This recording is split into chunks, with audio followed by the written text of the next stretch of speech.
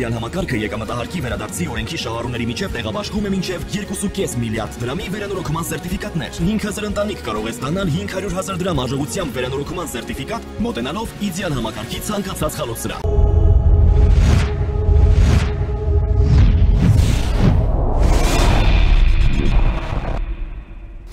Բարև ձեզ։ Առաջինի եթերում մանրամասներն են, ես Դավիթ Ստեփանյանն եմ։ Այսօր մենք խոսելու ենք մեր մասին։ Մենք խոսելու ենք հայ հասարակության մասին, հայ ժողովրդի մասին, մեր պատկերացումների մասին, թե ինչ է անկախությունը, ինչ է ինքնիշխանությունը, արդյոք այդ ամենը մեզ պետք է, թե միգուցե պետք չէ, եւ այդ ամենի ընկալումը Ռուսաստանի հետ, մեղմ ասեմ, հարաբերությունների պրիզմայով։ Իրականում դա շատ կարևոր մի թեմա է, շատ կարևոր դիսկուրս է, որովհետև Հայաստանում շատ են հնչում հետևյալ հարցերը կապված այդ կարևոր թեմայի հետ, բայց պատասխանները, այսպես ասեմ, հնչում են շատ ավելի հազվադեպ։ Ես կարծում եմ, որ այսօր մեր այսօրվա հարցազրույցի հետ, ժամանակ մեր հյուրի հետ մենք կկարողանանք տալ ավելի շատ պատասխաններ, քան կհնչեցնենք հարցեր։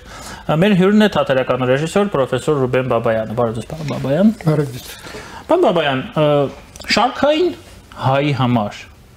Հայաստանի Հանրապետության քաղաքացու համար, ինչ է այսօր անկախությունը եւ ինքնիշխանությունը։ Ինչպես են անկալում այդ հասկացությունները։ Նախ ասեմ, որ ես շարքային հայ եմ։ Եվ կարծում եմ, որ նման ընդհանրացված հասկացողություն գոյություն չունի։ Եվ դա լավ է։ Որտեղ մենք սովոր ենք օգտագործել հանրություն, ազգ, ժողովուրդ, եւ դրանով իսկ կարծես թե անհատի վրայից հանել պատասխանատվությունը ընտրության համար։ Ընտրությունը ազգը չի անում, ընտրությունը ժողովուրդը չի անում։ Ընտրությունը անում է յուրաքանչյուր անհատ։ Եվ ընտրություն անելուց կրում է պատասխանատվություն այդ ընտրության համար։ Երբ առաջնորդվում ենք նման կատեգորիաներով, հա, հանրություն, ժողովուրդ, մենք կարծես թե լղոզում ենք այդ պատասխանատվությունը, մեր վրայից հանում ենք։ Այնպես որ որպես հարկային հասարակ, հա, շարքային։ Պատահական չէր ձեր ես այցակումը։ Այդքան խոսվեց շարքային, հա, ես կարող եմ ասել, անկախությունը դա քեզ որպես անհատ զգալու, ազատ մարդ զգալու եւ ազատ մարդուն բնորոշ պատասխանատվություն կրելու մի իրավիճակ է, մի բովանդակություն է։ Երբ դու երկրիդ անկախությունը չես անջատում քո անձնական անկախությունից, ազատությունից, դա դառնում է ավելի հասկանալի։ Երբ դու փորձում ես ներքուս չազատվելով պատասխանատվությունը քո վրա չվերցնելով հռչակել երկիրը անկախ, նա անկախ չի դառնում։ Նա չի կարող դառնալ абստրակտ ձևով անկախ։ Նա կարող է դառնալ անկախ միայն մեր բոլորիս ջանքերի շնորհիվ։ Չի կարող լինել ծով առանց կաթիլների, հա ջրի։ Եվ յուրաքանչյուր ջրի կաթիլը կրում է իր մեջ ծովի բովանդակություն։ Եվ եթե մենք փորձենք կեղտոտել, ասենք թե այդ ջրի կաթիլները բոլոր, մենք մաքուր ծով չենք ստանա։ Մաքուր ծովը դրանք մաքուր ջրի կաթիլներ են։ Պարոն Բաբայան,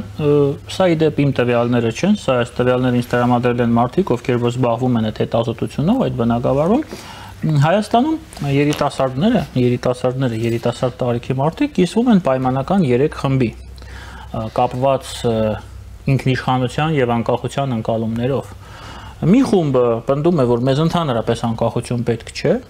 եւ տվյալ դեպքում մենք կարող ենք ուղղակի շատ հանգիստ դառնալ եւ լինել Ռուսաստանի գուբերնիա։ Երկրորդ խումբը կարծում է, որ մեզ պետք է անկախություն, բայց ինչ որ սենց ձևական, սահմանափակ, հա, լինենք անկախ, բայց իրականում էլի ենթարկվենք Ռուսաստանին։ Եվ մենք երրորդ խումբն է կարծում, որ մենք պետք է լինենք ինքնիշխան եւ անկախ պետություն, եւ մենք պետք է լինենք մեր երկրի տերը 100%-ով։ Այս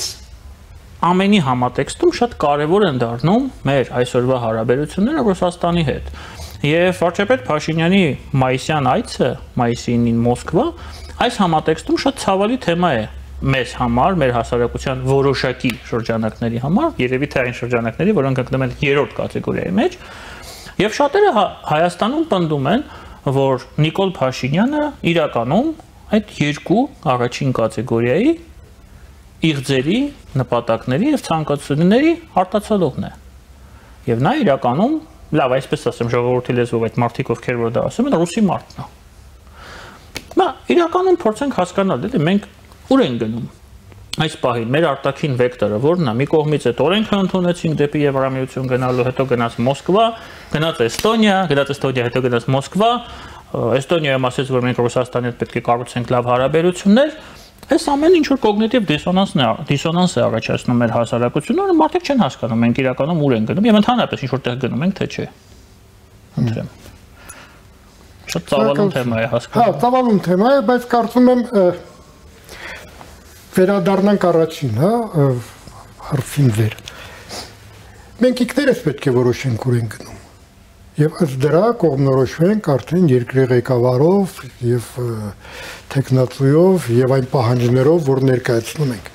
Մենք ցավոք սրտի ասելով անկախություն բոլոր դեպքերում մեր հույսեր են կապում, թե ինչպես իրեն կպահի երկրի ղեկավարը։ Դա շատ կարեւոր է իհարկե, բայց ժողովրդավարական երկրներում երկրի ղեկավարը պահում է այնպես, ինչպես պահանջում է հանրության մեծամասնությունը։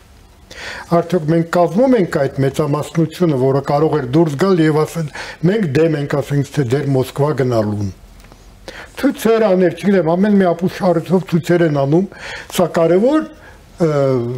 իրադարձություն էր։ Գուցե դրանով կարողանար երկրի ղեկավար ասել, իմ ժողովուրդը դեմ է, որ ես գնամ Մոսկվա։ Կամ իմ ժողովուրդը դեմ է, որ ես 2013 թվականին ստորագրեմ պայմանագիր մաքսային միության մեջ մտնելու։ Ուր էր այդ արձագանքը։ Ընտրությունը մենք պետք է կատարենք, մենք իրավունք չունենք այդ ընտրության իրավունքը թողնել մեկ մարդուն, նույնիսկ եթե այդ մեկ մարդը երկրի ղեկավարն է։ Մենք իրավունք չունենք խաչ քաշել մեր ապագայի վրա, նույնիսկ եթե մեզ դուր չեն գալիս այն քայլերը, որ անում է երկրի ղեկավարը։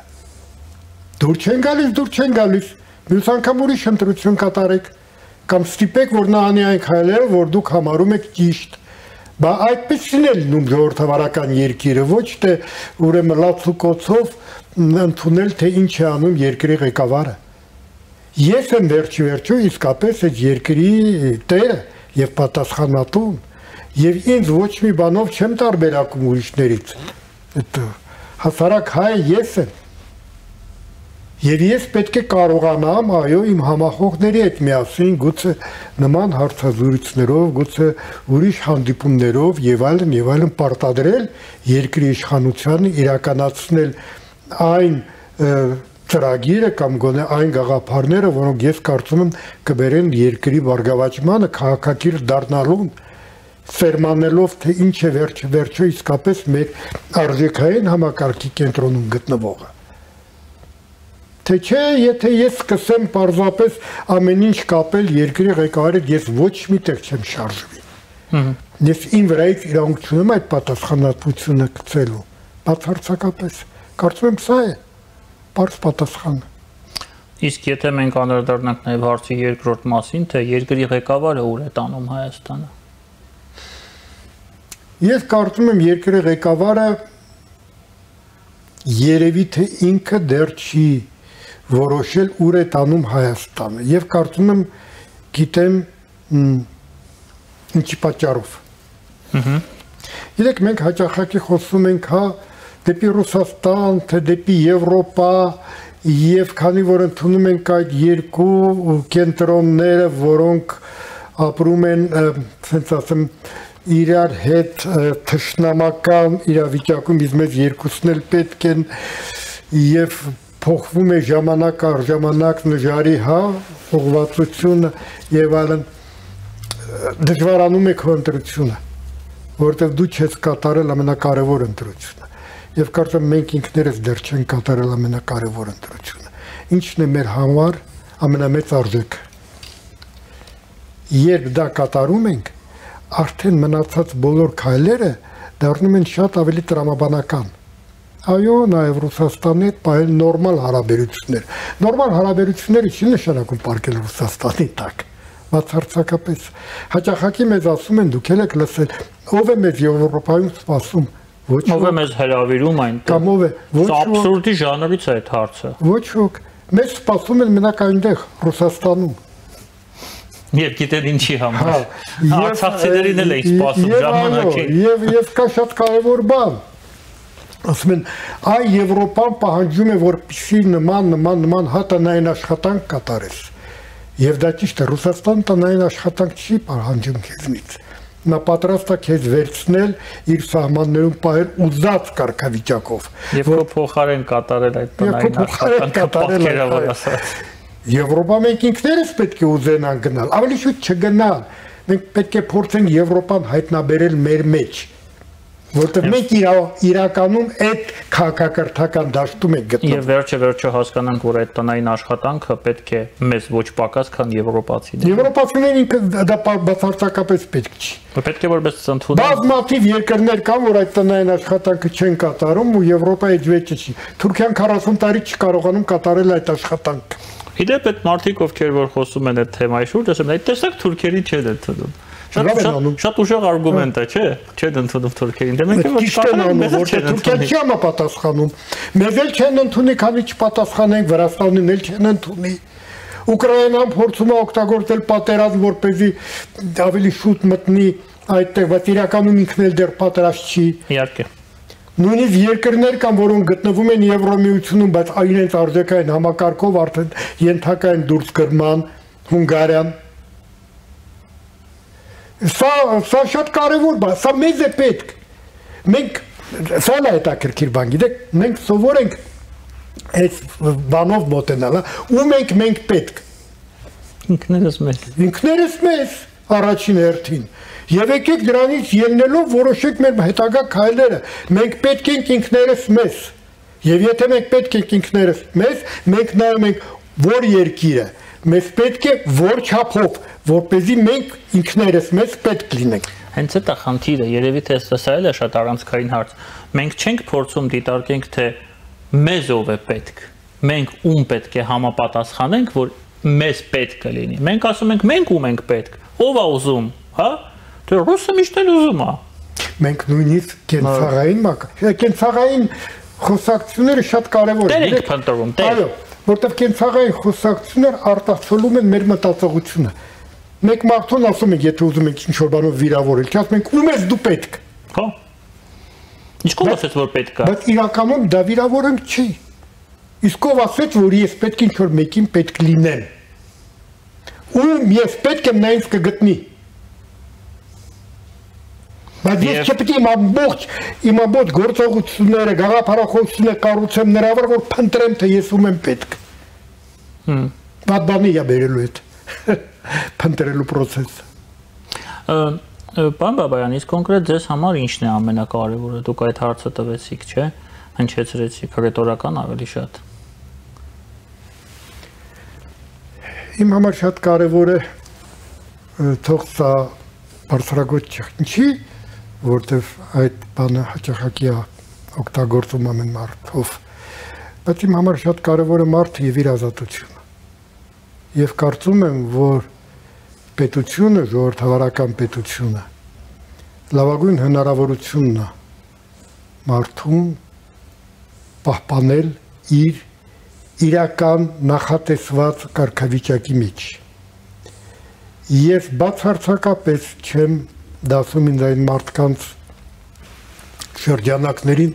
որոնք ասում են կարևոր չի թե ինչ պետություն լինի, կարևորը մեր պետությունն լինի, չկարևոր է ինչ պետություն լինի։ Ես բացարձակապես որևէ ցանկություն չունեմ ապրել բռնատիրական պետությունում, որտեղ կոտնահարվեն բոլորի իրավունքները, միայն թե ուրախանամ, որ տեսեք ինչ սահմաններ ունենք։ Այդ սահմանները պետք են որպեսզի պաշտպանեն իմ մարդկային արժանապատվությունը, այլ ոչ թե ոտնահարեն դա։ Դուք նշեցիք, թե ուր ենք մենք գնում, պետք է որոշենք մենք։ Եվ այդ ընտրությունը մենք պետք է կատարենք, եւ միայն մենք, այդ ոչ թե ինչ-որ այլ մարդ, գուցե նաեւ ինչու ոչ նաեւ պետության ղեկավարը։ Նաեւ պետք է խոսենք մեխանիզմների մասին, թե ինչպես մենք գանք եւ հասնենք այդ երանելի կոնկրետ ինձ համար իրավիճակի, արդյոք 26-ի խորհրդարանական ընտրությունները այդ հնարավորությունը մեզ տալիս են։ Կարծում եմ որոշակի չափով այո, բայց կարծում եմ նրանք բավարար չեն եւ փորձեմ ասել ինչու։ Այն համակարգը, որը ստեղծված է մեր երկրում, մի քանի անգամ արդեն ասել եմ դրա մասին, դա ոչ թե նախագահական, այս տարիների ընթացքում, հա, այս 30-ամյակի ընթացքում անկախության 35 նույնիսկ ոչ նախագահական, ոչ պարլամենտական համակարգ է։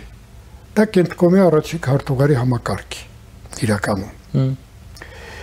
Եվ ես այստեղ բացարձակապես չեմ ուզում այսպես ասած հակակոմունիստական քարոզություն վարել ասելով։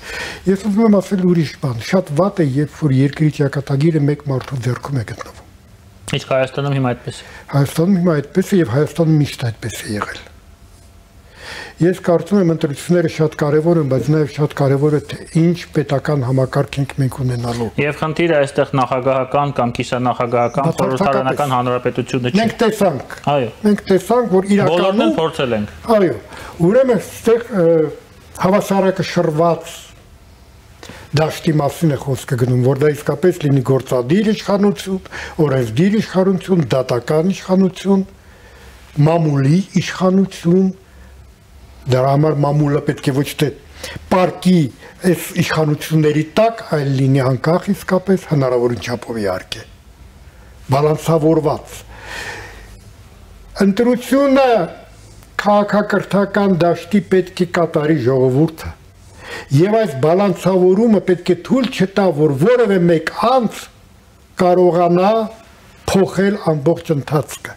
Մենք ունենք երկսեփական պատմության օրինակներ, հա,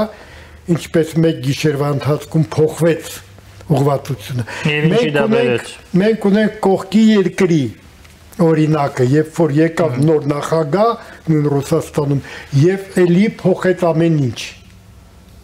Այդ երկիրը ժողովրդավարական է, որտեղ բոլոր դեպքերում ժողովրդավարականի որոշակի չափով ուներ, հանգիստ առանց որևէ հեղափոխության, առանց որևէ դիմադրության եւ այլն կարողացավ փոխել, որտեղ էլի մեկ անձն էր որոշում։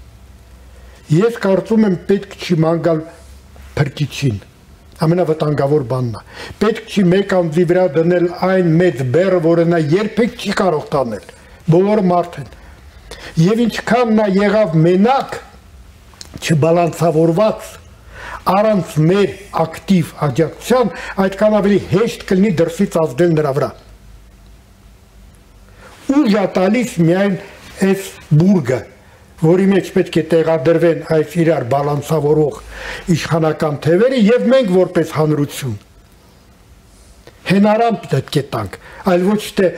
տանք ամբողջ իշխանությունը եւ ասենք դե հիմա ինչ ուզում ես արա, դե հիմա ինչ ուզում ես իր վրա կազդեն եւ կճշեն եւ ճիշտ էլ կանեն, որտեւ մենք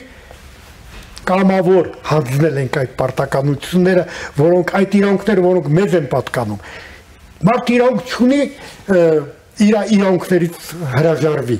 որտեղ մեր իրավունքները մեր ազատությունն են, բայց նաև մեր պարտավորությունն է։ Ես ժամանակին երևի թե շատ միամիտ եմ եղել, եւ որ Սերժ Սարգսյանը որոշեց, որ պետք է փոխվի կառավարման ձևը եւ կիսանախագահականից Հայաստանը դառնա հանրապետական, այսպես ասեմ, ես այսպեսի մի վարկած առաջ քաշեցի, որ երևի թե նա փորձում է երկրի ղեկավարման համար պատասխանատվությունը լղոզել այդ նույն ռուսական ճնշումների առջև, հաշվի առնելով 13 թվականի ձեր նշած տխուր փորձը, բայց ես հետագայում տեսա, որ դա այդպես չէ։ Խորհրդարանը այդպես էլ չդարձավ խորհրդարան։ Խորհրդարանը Հայաստանում շարունակում է մնալ, ես դա կոչում եմ այսպես, ժողովրդավարության ինչ-որ ցուցադրական ցուցափեղկ։ Մենք ունենք խորհրդարան, որ իրականում ոչ մի բան չի որոշում։ Եվ այստեղ շատ կարևոր մի բան կա, այսպիսի մտածելակերպ ունեցող մարդիկ իսկ Հայաստանում կարծես թե հիմնականում այդպես են մտածում։ Խորհրդարանը ոչ մի բան չի որոշում, ինստիտուտներ չկան, մի հոգի է որոշում։ Ասում են հիմա Թրամփը, որ Ամերիկայում եկավ, Թրամփն էլ է ամեն ինչ փոխելու։ Թրամփը քանդելու է Ամերիկայի Միացյալ Նահանգները, այն նահանգները, որոնք կառուցել են ժամանակին այդ հայրերը, պետություն կառուցողները Ջեֆերսոնը, Ֆրանկլինը, Լինքոլնը եւ մնացածը։ Իսկ ես վստահ եմ, որ դա չի լինելու, որովհետեւ ԱՄՆ-ն այն պետությունն է, որը որ Թրամփը միայնակ չի կարող քանդել, նույնիսկ Իլոն Մասկի հետ չի կարող քանդել։ Եվ այստեղ ժամանակը իհարկե ցույց կտա ով է ճիշտ, ես վստահ եմ, որ դա չի լինելու։ ԱՄՆ-ն վերադառնալու է իր 5 կարգավիճակին, արդեն մյուս ընտրություններին։ Ես այստեղ վստահ եմ, ես ուզում եմ նաև ձեր գնահատականը լսել, եթե համաձայն եք ինչու եւ եթե համաձայն չեք եւս ինչու։ Ասեմ, շատ բաներ համաձայն եմ եւ ես էլ եմ ասել այդ նույն ճանապարհը, որով անցած դուք։ Ես էլ եմ կարծում, որ պարլամենտական հանրապետությունը ասենց ասեմ կդառնա ավելի ամուր։ Սա փրկություն է ղեկավարի համար, իրոք փրկություն է։ Ինչ վերաբերում է Թրամփին, կիսում եմ, Միացյալ Նահանգներն կիսում եմ դեր կարծիք։ Եվ որպես այդ կարծիքի հաստատում, օրինակ կբերեմ Ռուսաստանը։ Ինչով։ Ամերիկան գնում է այս իր ինստիտուտներով, ճիշտ է։ Կարող են լինել որոշակի շեղումներ, ցանկություններ ոչնչացնելու, բայց միևնույն է ինստիտուտները կհաղթեն ու կվերադարձնեն ամեն ինչ իրենց տեղը։ Ձեր ասածը դա է։ Նույնը ցավոք սրտի լրիվ հակառակ իմաստով կատարվում է Ռուսաստանում։ Այնտեղ հակառակ ժողովրդավարությունն է շեղում համարվում։ Որտեղ համակարգը ժողովրդավարական չէ, բալանսավորված չէ, միապետական է։ Եվ դա համար յուրաքանչյուր փորձ, որը ժամանակ առ ժամանակ արվում է Ռուսաստանում, ցարի ժամանակից հա ժողովրդավարության, շատ արագ կոտրվում է եւ ամեն ինչ վերադառնում է նախկին ուղու վրա։ Որտեղ նա կառուցված է այդպես եւ փորձ չի արվում այդ կառուցվածքը փոխել։ Կառուցվածքը վերջ-վերջո թելադրում է ինչքան էլ շեղումներ չունեն, թե ինչպես է զարգանալու երկիրը։ Դրա համար իմ համար վերադառնանք մեզ։ Շատ ավելի կարևոր է, որ մենք կառուցենք այդ տեսակ ինստիտուտները, իրենք կարողանան աշխատել, որ մենք ամեն անգամ փրկիչ չմանգանք ու հետո խորը հիասթափություն տանենք, որտեղ իրականում խորը հիասթափությունը դա, ասենց ասեմ, բնական շարունակությունն է փրկիչի։ Դուք շատ կարևոր մի բառ ասացիք, փրկիչ։ Ես շատ եմ տեսնում, երբ որ ինչ-որ հարցազրույց է լինում կամ ինչ-որ վերլուծական են հրապարակում, տակը գրում են ոչ, նրանք մեզ չեն փրկի, նա մեզ չի փրկի։ Մենք շարունակում ենք սպասել փրկչի 2000 տարի հետո։ Ինչու՞։ Էլի գալիս է Եվ դրա վրա ես ինչու եմ այդ հարցը բարձրացնում։ Մեր թշնամիները շատ լավ աշխատում են, որովհետև փրկիչներ բարբերական մեզ ներկայանում են, չէ՞, փրկիչներ եւ շատ հետաքրքիր հարց է, թե ում շահերն են սպասարկում այդ փրկիչները։ Փրկիչ ունի նաեւ եւս մի շատ վտանգավոր ցենտրալին գործառույթ։ Փրկիչը ենթադրում է, որ դու կործանման եզրին ես։ Եվ երբ դուք ասում եք դա շահագործում են մեր հարևանները կամ նրանք ովքեր ուզում են ինչ-որ ձևի ազդել մեր վրա, սա էլի շատ կար։ Դու գտնվում ես կործանման եզրին։ Սկզբից պետք է համոզել, որ դա այդպես է, ու հետո նոր գա փրկիչը։ Դե մեզ համոզել են, որ կներեք, որ նոյեմբերի 9-20 թվականին մենք կապիտուլյացիա ենք ստորագրել։ Մենք կապիտուլյացիա ենք ստորագրել։ Հայաստանը կապիտուլյացիա ստորագրած երկիր է։ Դե դրա համար էլ պետք է հիմա փրկիչ։ Կապիտուլյացիան ստորագրում են հաղթվող երկրի մայրաքաղաքում հիմնականում։ Այդպես է լինում։ Ոչ մենք ենք Ադրբեջանին կապիտուլյացիա ենթարկել, ոչ էլ Ադրբեջանը մեզ։ Եկեք երևույթները կոչենք իրենց անուններով։ Անկախ նրանից, թե ով ինչպես է ընկալում, Ադրբեջանը կարող է դա ընկալել որպես կապիտուլյացիա, ինչպես Հայաստանն էր ժամանակին ընկալում, որ կապիտուլյացիա է ենթարկել, կարևոր որ մյուս երկիրը հակառակորդը այդպես չընկալի։ Ադրբեջանը չընկալեց 94 թվականի պայմանագիրը որպես կապիտուլյացիա։ Մենք ինչ ենք հիմա դա ընկալում որպես կապիտուլյացիա եւ փորձում իրար համոզել, որ ինչ։ Եվ մեզ թվում է, որ եթե մենք համոզենք, որ դա կապիտուլյացիա է, մենք կգտնենք կապիտուլյանտին, ինչպես մենք ասում ենք, մեր վրայից կգցենք ամբողջ պատասխանատվությունը եւ հրաշալի ձևով կշարունակենք մեր կյանքը։ Այդպես չի լինում։ Անդուդի եզրին չենք։ Փրկիչ մանգալ պետք չի։ Պետք է պարզապես կարողանալ պատասխանատվությունը վերցնել սեփական ձեռքերին։ Փորձենք գտնել այդ փրկչին մեր մեջ։ Ընդհանրապես փրկիչը տվել է մեզ հնարավորություն, որ մենք իրեն գտնենք մեր մեջ։ Այո։ Պարոն Բաբայան, եկեք այս շատ լավ ճշմարիտ խոսքերով, ձեր խոսքերով ավարտենք մեր այսօրվա զրույցը, շատ շնորհակալ եմ ձեզ։ Ես եմ շնորհակալ։ Մեր հյուրն էր թատերական ռեժիսոր, պրոֆեսոր Ռուբեն Բաբայանը։ Մենք քիչ անց կվերադառնանք տաղավար եւ կշարունակենք մեր հաղորդումը։